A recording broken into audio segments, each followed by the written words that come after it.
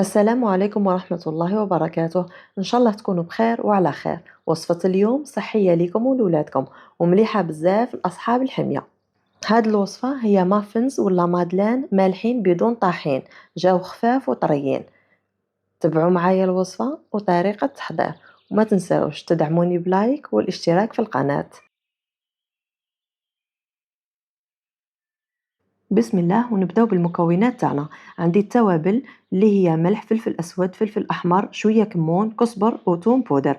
عندي 3 حبات بيض، علبه تاع زبادي، عندي ربع كاس زيت، تحبوا زيت زيتون ولا زيت عادي، عندي زيتون شرائح، و8 غرام تاع خميره الكاطو.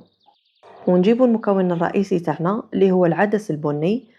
عندي كأس عدس غسلته مليح وحطيت عليه ماء سخون وخليته حوالي 30 دقيقة يترنخ.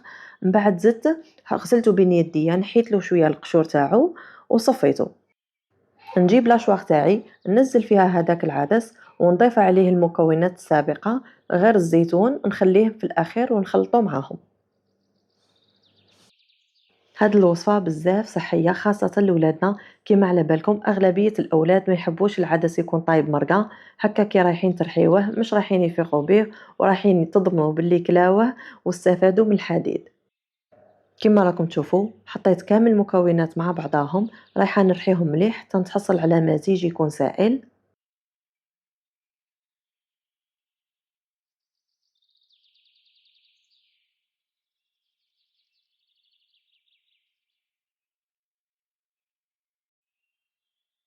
رايحة نفرغ هذاك الخليط أو المزيج اللي تحصلت عليه، نحط له هذاك الزيتون ونخلطهم مع بعضهم.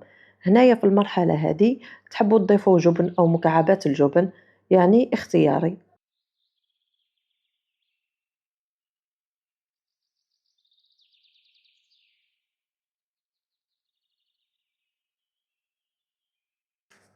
نروح نجيب المول، أنا حطيت فيه لي كيسات، هنا لي كيسات تاعي الحجم تاعهم شوية كبير، تقدروا تستعملوا للحجم تاعهم يكون صغير أحسن.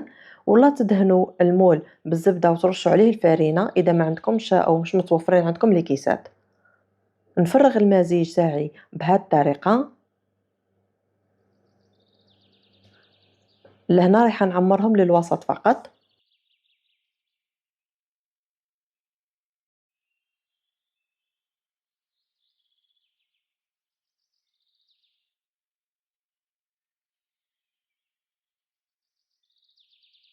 بعد ما نكمل رايحة نرشهم بشوية تاع سينوج أو الحبة السوداء وندخلهم الفرن يكون ساخن على 180 درجة. كي تشوفوهم حماروا من الأسفل والجوانب تاعهم شعلوا لهم من الفوق وخليهم يزيدوا يحماروا.